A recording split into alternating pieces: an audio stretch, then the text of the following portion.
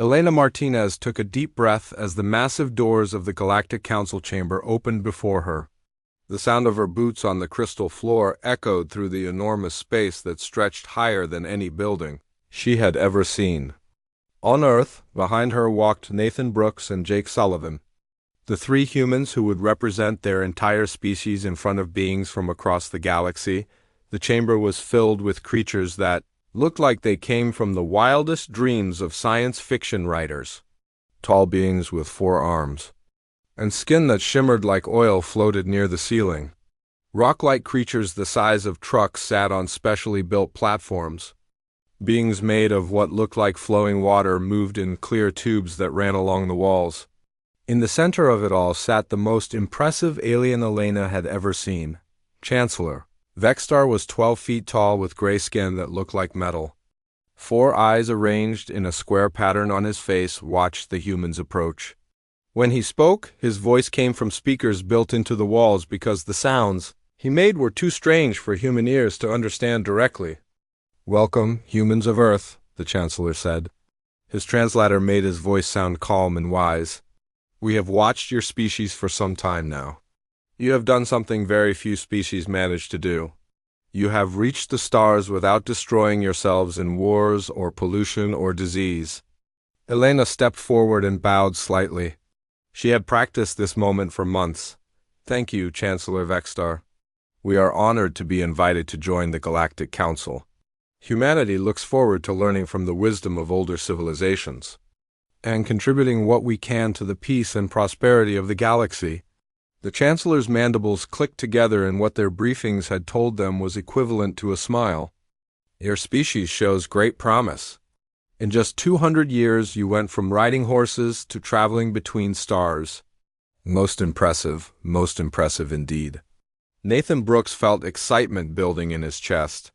As a scientist, he had dreamed of this moment since he was a child looking up at the night sky. "We have so much to learn from you," he said. "Our scientists are eager to understand how faster-than-light travel works, how you generate unlimited energy, how you communicate across such vast distances instantly." "And you shall learn all of this?" Chancellor Vexstar replied. "The Galactic Council believes in sharing knowledge freely among member species. We have maintained peace across 50,000 light-years for over 2,000 years. Every species that joins us becomes part of this great achievement." Jake Sullivan stood quietly, his military training making him observe everything around them. Something felt strange about this place, though he could not put his finger on what it was. The other species in the chamber seemed oddly passive. They watched the proceedings but showed no real emotion or interest. Even when the Chancellor spoke about great achievements, none of them seemed excited or proud. "There are certain requirements for membership," the Chancellor continued. "Nothing unreasonable, of course. Simply protocols that ensure new member species integrate smoothly into our galactic community. We have learned over many centuries that structure and guidance prevent conflicts and misunderstandings." Elena nodded. "We expected there would be procedures to follow. Humanity is willing to work within whatever framework the Council has established." "Excellent," Chancellor Vexstar said. And this time Jake was sure he heard something like satisfaction in the artificial voice. "First, we will need to send advisory teams to your worlds. Experts in government, economics, technology, and social management. They will help your leaders understand how to best organize your society for galactic citizenship." Nathan raised his hand slightly. "Will these advisors work with our existing institutions, or will we need to make changes?" "Changes are always necessary," replied the Chancellor, "but they are for the benefit of your species. The Hilaki, for example, were a very aggressive and warlike people when they first joined us. Now they are peaceful and productive. The Zenthari used to waste enormous amounts of time on what they called art and music. Now they focus their energies on useful work that benefits everyone." Jake felt a chill run down his spine. The way the Chancellor spoke about these other species sounded wrong somehow. He glanced around the chamber again and noticed something he had missed before. Many of the alien species looked similar to each other in subtle ways. Not physically, but in how they held themselves, how they moved, how they reacted to things. It was as if they all followed the same script. The process is quite simple, Chancellor Vextar continued. Our experts will study your society and recommend improvements. Your leaders will implement these improvements with our guidance. Within a few decades, humanity will be fully integrated into galactic civilization. You will have access to technologies beyond your current imagination. Poverty, disease, war, all the troubles that plague young civilizations will become things of the past. Elena felt she should be excited by these promises, but something in the Chancellor's tone made her uncomfortable. What happened to the Halaki? And the Centauri cultures? Their traditions and customs? Preserved in our archives, of course, the Chancellor said quickly. We believe in maintaining historical records, but living cultures must evolve to survive in a galactic community. The old ways of thinking, the old ways of organizing society, they are like childhood games, charming to remember, but not suitable. For adult responsibilities? Nathan looked around at the other species in the chamber. Now that he was paying attention, he could see what Jake had noticed. They all seemed strangely uniform in their behavior.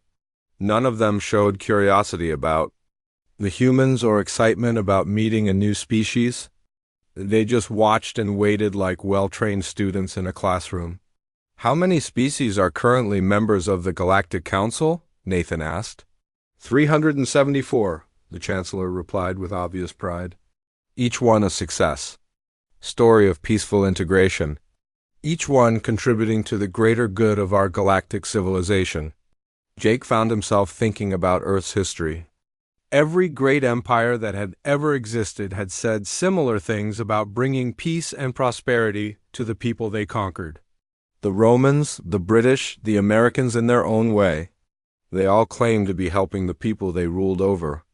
They all said they were making life better for everyone. We would like to return to Earth to discuss these proposals with our governments, Elena said carefully. This is obviously a decision that affects all of humanity, and we want to make sure we handle it properly. Of course, Chancellor Vextar.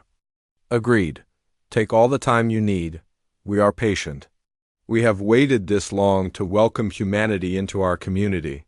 We can wait a little longer for you to prepare yourselves for the wonderful future that awaits you.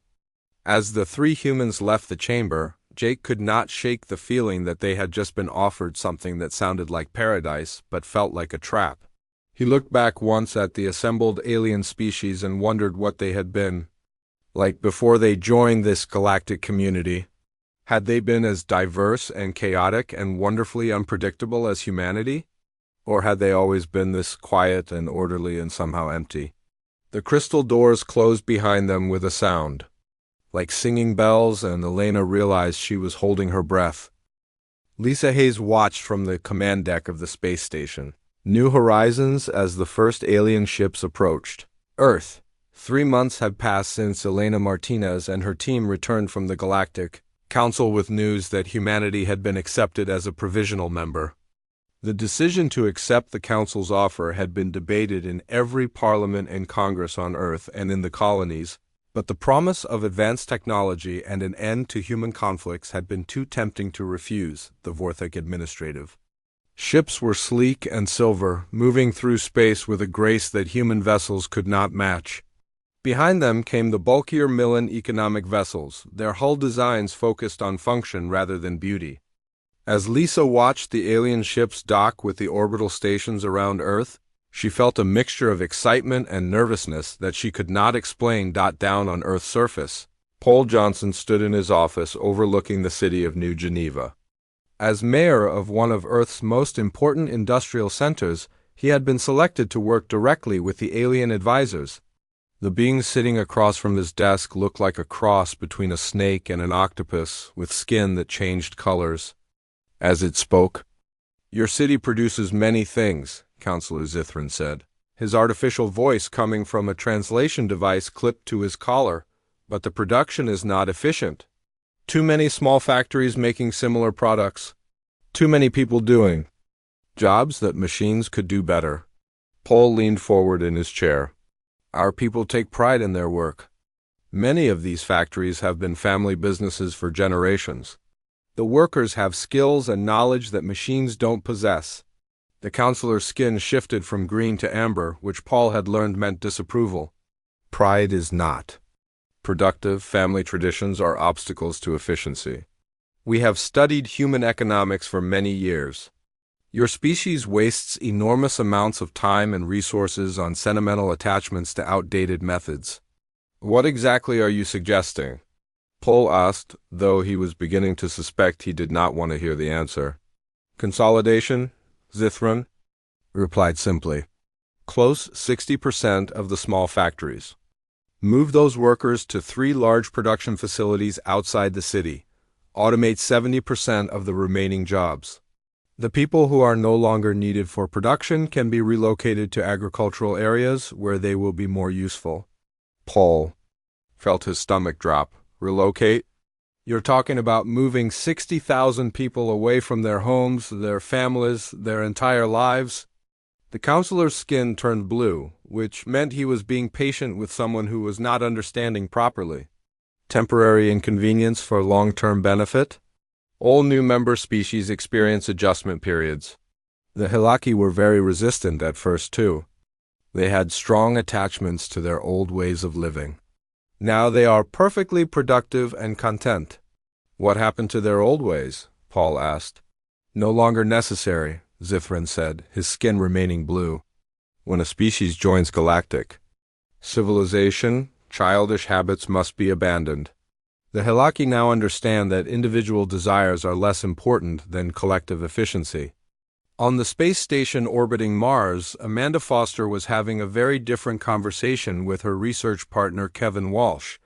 They had been studying data about the Hilaki for weeks, trying to understand how a species could change so dramatically. In just a few decades? Look at these brain scans, Amanda said, pointing to the holographic displays floating between them. These are Hilaki from before they joined the Council, and these are current scans. The difference is incredible. Kevin studied the images carefully. The older scans showed brains with active neural pathways in areas associated with creativity, individual problem-solving, and emotional expression. The newer scans looked almost empty in comparison, with most activity concentrated in areas related to routine tasks and compliance with instructions. Could this be natural evolution? Kevin asked, though his voice showed he did not believe his own suggestion. In 30 years? No way, Amanda replied. Evolution doesn't work that fast. This looks like deliberate modification. Something has been done to suppress the parts of their brains that made them independent thinkers. Amanda pulled up more data on her screen. I've been looking at 17 other species that the Council calls success stories. They all show similar patterns: high creativity and individuality before joining, low creativity and high compliance after integration. Kevin felt a chill as he realized what Amanda was suggesting. You think the Council is deliberately making species more docile? I think the Council has perfected a way to turn independent civilizations into obedient workers, Amanda said quietly. And they're planning to do the same thing to us. Back on Earth, Greg Coleman sat in his office at Earth Defense Command, reading reports that made him increasingly uncomfortable. The alien advisors had requested detailed information about every human military installation, every weapon system, every defensive strategy. They claimed this was necessary to integrate human forces into the Galactic Defense Network. Sir, his aide Sam Morris said as he entered the office with another stack of data tablets. The aliens have now requested complete schematics for our newest fighter ships and the locations of all our ammunition depots. Greg rubbed his temples. Did they explain why they need this information? Standardization of defensive protocols, Sam replied. But sir, I've been analyzing their requests. They're not asking for information that would help defend Earth. They're asking for everything they would need to neutralize our defenses. Greg looked at the star charts on his wall showing the positions of human colonies and military bases. How much have we given them so far? Everything they've asked for, Sam said grimly. The politicians are so excited about gaining access. to alien technology that they've ordered full cooperation with all requests. Meanwhile, in a research facility hidden in the asteroid belt, Ryan Clark was making a discovery that would change everything. As a computer specialist, he had been tasked with establishing communication links with Galactic Council databases. What he found in those databases was not what anyone expected. "Beth," he called to his colleague Beth Turner, "you need to see this. I've found archive files that go back thousands of years. Records of every species that ever joined the Council." Beth floated over to his workstation in the low gravity of the asteroid facility. "What kind of records?" "Before and after profiles," Ryan said, his voice tight with worry. "Look at this. The Krathri used to be a warrior culture with complex poetry and philosophy. Now their records show them as efficient miners and construction workers with no mention of art or literature." He pulled up another file. "The Aquarians were explorers who spent centuries mapping unknown star systems and studying cosmic phenomena. Now they're described as excellent maintenance workers for underwater facilities." Beth stared at the data streaming across the screen.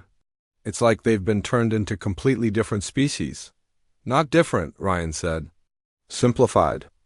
Every species that joins the Council eventually becomes the same thing. Quiet, obedient, useful, and completely lacking in anything that made them unique." Ryan's fingers flew across his keyboard as he dug deeper into the archives. "Beth, look at this communication log. It's recent, from just after the human delegation returned from their first meeting." The message appeared on the screen, translated from the alien language by the Council's own translation software. "Human species shows typical pre-integration resistance patterns. Recommend accelerated timeline for pacification protocols. Cannot allow another species to achieve independent galactic capability." Beth read the message twice before the full meaning hit her. "They're not planning to help us become galactic citizens. They're planning to turn us into another obedient worker species." Ryan saved the data to every secure storage device he could find. "We have to get this information to Earth. People need to know what they're really agreeing to." As he worked to copy the files, Ryan discovered one more piece of information that made his blood run cold. The Council archives contained detailed psychological profiles of human leaders and strategic plans for something called Integration Protocol 7. The files were marked with a priority code that the translation software rendered as immediate. Implementation required. Across human space, similar discoveries were being made by other scientists and military officers who had been granted access to alien information systems. The picture that emerged was not one of partnership and mutual cooperation, but of a vast system designed to identify, isolate, and domesticate every species that showed signs of independent development.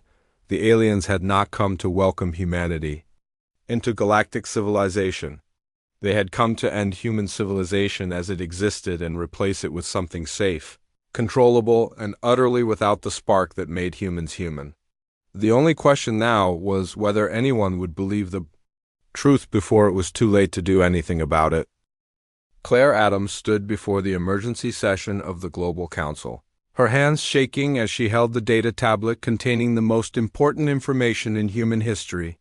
Representatives from every nation on Earth and every human colony had gathered in Geneva within 48 hours of receiving her urgent message.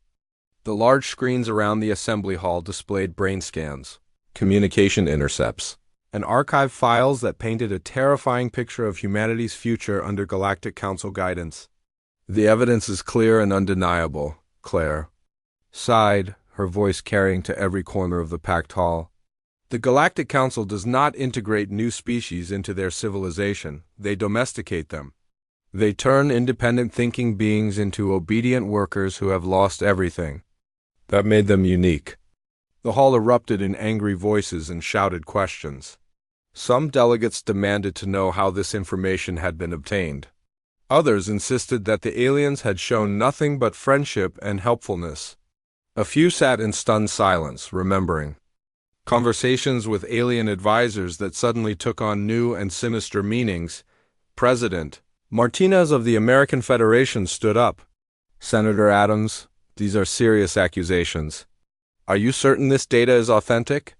The information comes from the Council's own archives, Claire replied. Dr. Ryan Clark accessed their historical databases using communication links they provided to us. Everything we've discovered comes from their own records of what they call successful integrations. She activated the wall screens to show before and after images of the Helaki. The earlier pictures showed beings with elaborate art, complex architecture, and faces that displayed a wide range of emotions. The recent images showed the same species, but their expressions were blank and their surroundings were purely functional with no decoration or beauty. The Helaki used to be warriors and philosophers, Claire continued. They created poetry that could make listeners weep and built cities that were considered among the most beautiful in the galaxy. Now they work in mines and factories and show no interest in anything beyond their assigned tasks. Representative Chun from the Asian Coalition raised her hand. But they're peaceful now. No more wars, no more conflicts. Isn't that a good thing? They're peaceful because they've lost the ability to think for themselves, Claire answered. Dr. Amanda Foster's research shows that something has been done to their brains to suppress creativity, independent thought, and emotional expression. They're not peaceful, they're lobotomized. The alien advisors who had been attending all government meetings for the past months sat quietly in their designated area. Counselor Zithran S. skin had turned a deep red color that human observers had never seen before. When he spoke, his artificial voice sounded strained. These accusations are based on misunderstandings of our historical records, he said. The images you show represent natural evolution as species mature and join galactic civilization. Growing up means leaving behind childish behaviors. Childish behaviors like art and music and independent thought? Claire shot back. You call creativity and individuality childish, but those are the things that make life worth living. General Coleman entered the hall at that moment, followed by several military officers carrying more data tablets. I'm sorry to interrupt, but we have new information that everyone needs to hear immediately. He walked to the podium and activated another set of displays.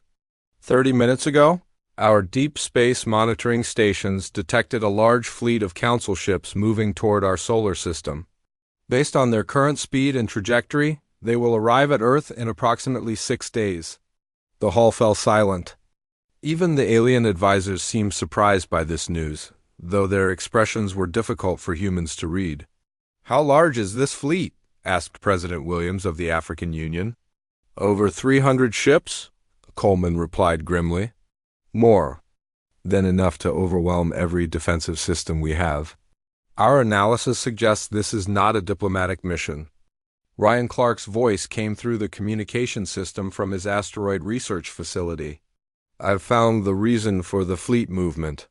The Council leadership has decided that humanity is becoming aware of their true intentions too quickly.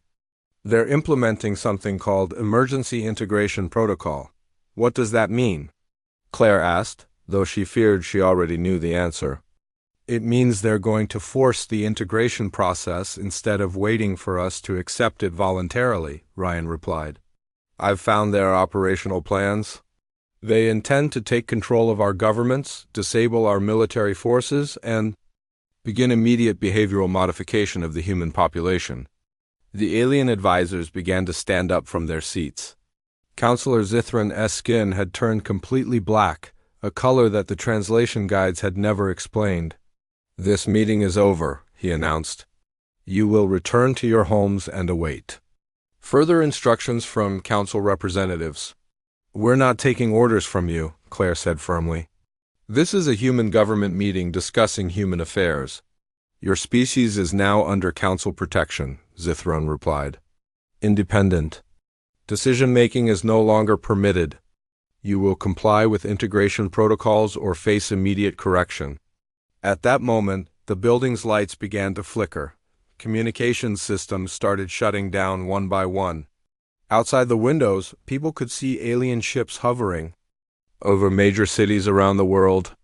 They're taking control of our infrastructure, Coleman said into his radio. All military bases report alien ships overhead.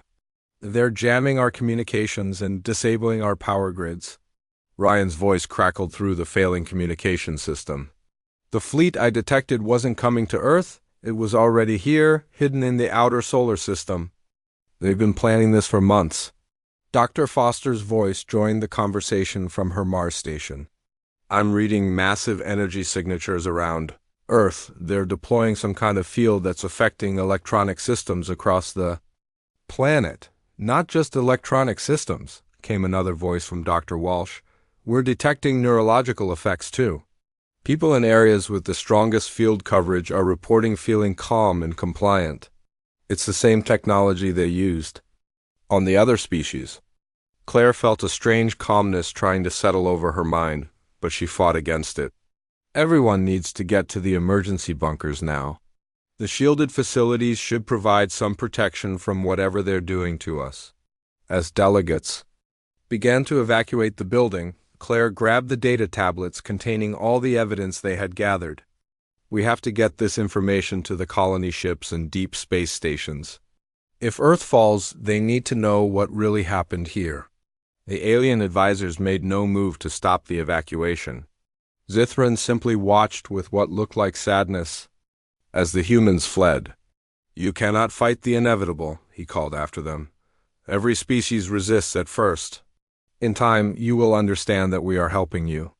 We'll never understand, Claire replied as she reached the exit, because understanding would mean we're no longer human. Outside, the alien ships cast shadows over cities where people walked slowly and peacefully through streets that should have been filled with panic and chaos. The integration process had begun, and humanity had perhaps hours rather than days to decide how to respond. In the distance, emergency sirens wailed as military units that were still under human control raced toward defensive positions. But everyone knew that conventional weapons would be useless against technology that could shut down entire power grids and influence human minds from orbit. The real question was whether enough humans could resist the mental effects long enough to organize some kind of response, or whether Earth would join the long list of worlds that had quietly accepted their fate and forgotten what it meant to be free. Roy Bennett watched the last transport ship disappear into the darkness beyond Pluto as he stood on the bridge of the colony vessel Aurora. 3 weeks had passed since the alien ships revealed themselves over Earth, and in that time the most ambitious evacuation in human history had taken place in complete silence. No dramatic speeches, no grand declarations of war, no desperate last stands. Humanity was simply leaving. Final headcount from the Mars colonies, reported Amy Price from her navigation station. 200,000 people successfully evacuated. All facilities have been powered down and data systems wiped clean. Roy nodded as he marked another location off his list. The plan had been developed in secret over the past months by a network of military officers, scientists, and government officials who had seen the truth about the Galactic Council early enough to prepare. Every human settlement, every research station, every mining operation was being abandoned according to a carefully orchestrated schedule. What's the status of the Earth evacuation? Roy asked. Slower than we hoped, Amy replied. The mental influence fields are stronger near the planet. Dr. Foster estimates that only about 30% of the population was able to resist the effects long enough to reach the evacuation points. Roy felt his heart sink. 7 billion people lived on Earth, and they could only save 2 billion of them. The rest would remain behind, their minds slowly modified until they became another success story for the Galactic Council's integration process on Luna Base. Carlos Rivera worked frantically to complete the final phase of Operation Clean Slate. His team had spent weeks preparing for this moment, installing hidden programs in every computer system on every human world. When activated, these programs would destroy all records of human technology, culture, and scientific knowledge. Database purge is 60% complete, Carlos announced over the secure communication channel that connected the evacuation fleet. Historical archives, technical specifications, cultural records, everything is being overwritten with corrupted data. The aliens would find empty cities and empty computer systems, but they would learn nothing about how humans had achieved faster than light travel, how they had developed their energy systems, or how they had created artificial intelligence. Every advantage that humanity possessed would disappear with them into the unknown regions of space. Dr. Helen Parker supervised the destruction of the fusion reactors that powered the lunar colonies. "Setting the overload sequence now," she reported. "It will look like a cascade failure caused by poor maintenance. They'll never know we deliberately destroyed our own power infrastructure." The genius of the evacuation plan lay in its simplicity. Instead of fighting a hopeless battle against overwhelming alien technology, humanity would deny the aliens their prize by making it worthless. Every human world would become a ghost town filled with broken machines and empty buildings. Transport.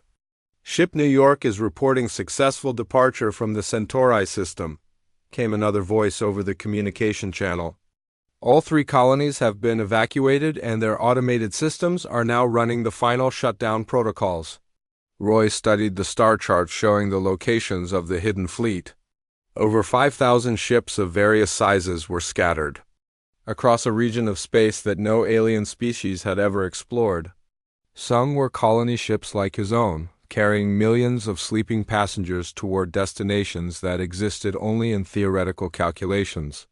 Others were research vessels loaded with scientists and the equipment needed to rebuild human civilization from scratch.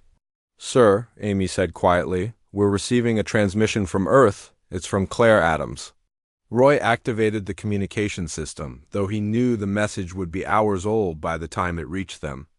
Claire's face appeared on the screen, and Roy could see the exhaustion in her eyes. "To all ships of the evacuation fleet," Claire said. "I'm speaking to you from one of the few remaining shielded facilities on Earth. The alien control over our planet is now complete. Most of the population has been affected by their mental modification technology. They walk the streets peacefully and report to workstations that the aliens have established throughout our cities." She paused and looked directly into the camera. "But they haven't won. Every day that passes, we delete more records and destroy more infrastructure. By the time you receive this message, there will be nothing left for them to study or use. Earth will be empty of everything that made us human except for the people they have captured." Claire held up a datapad. "I'm transmitting the final coordinates for our rendezvous point. It's a system beyond the galactic rim that our deep space probes discovered last year. No alien species has ever been there.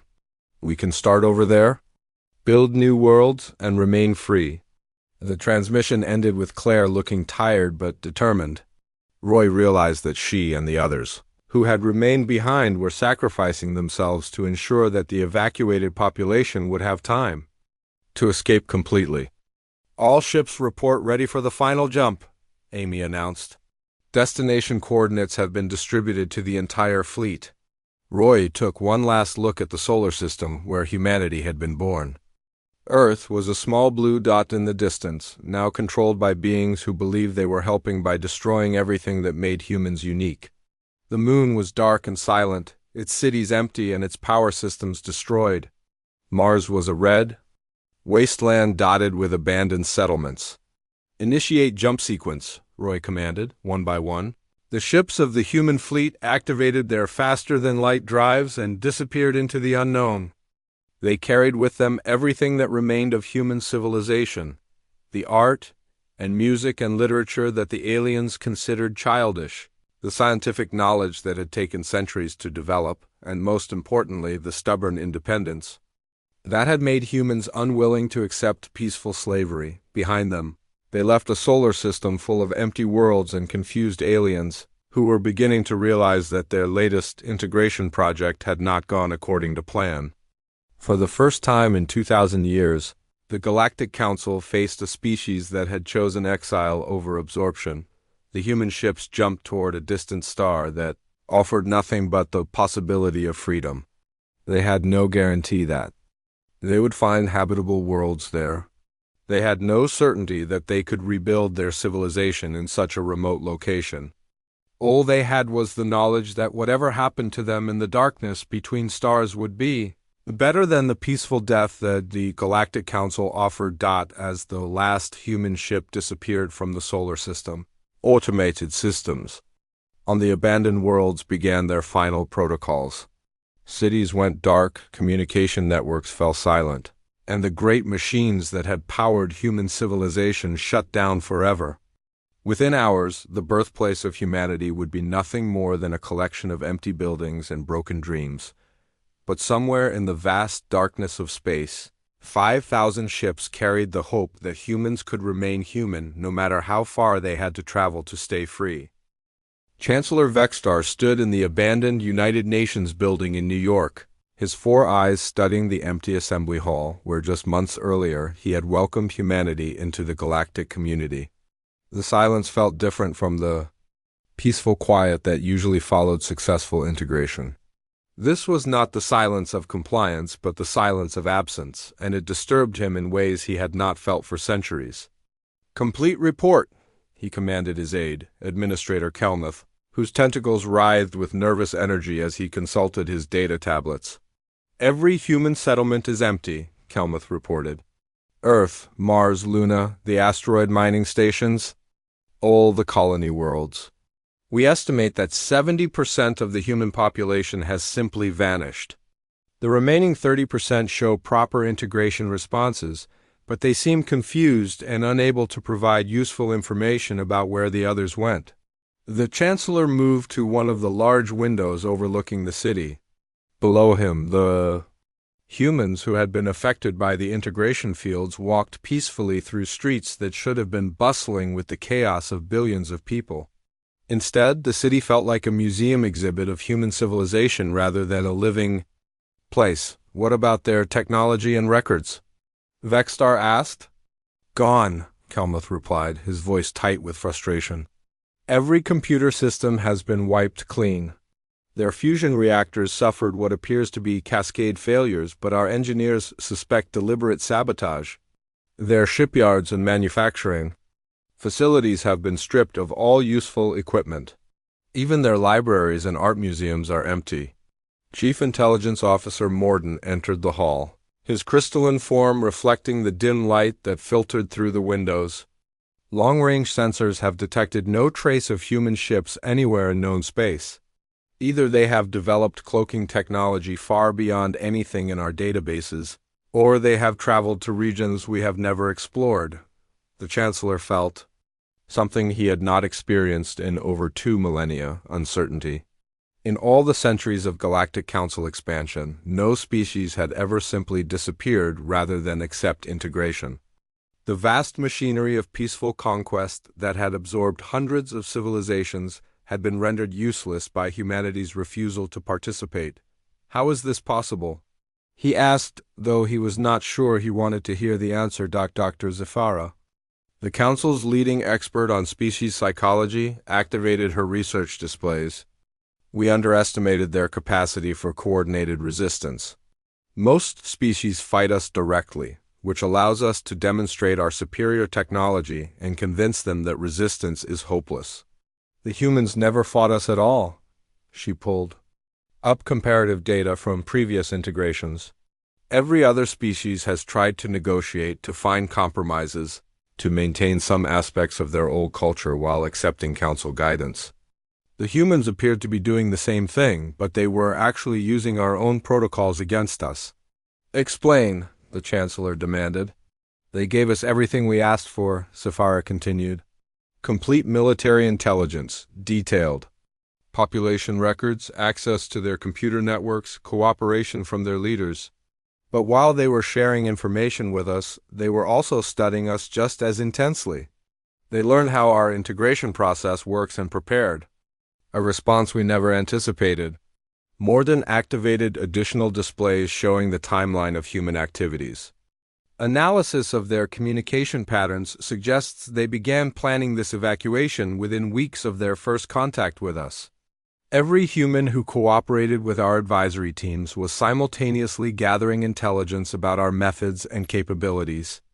The Chancellor examined the data with growing unease. They were never going to accept integration.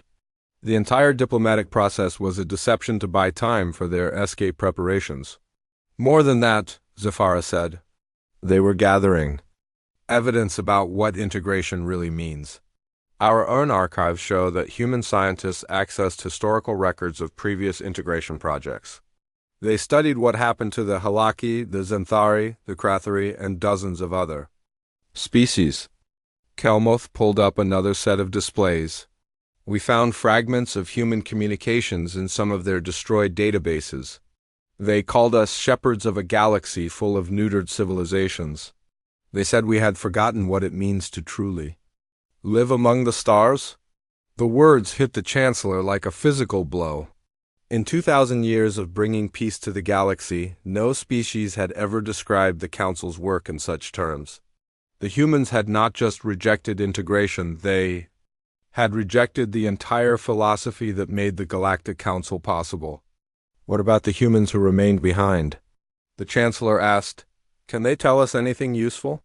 They remember very little from before the integration fields took effect, Morden reported.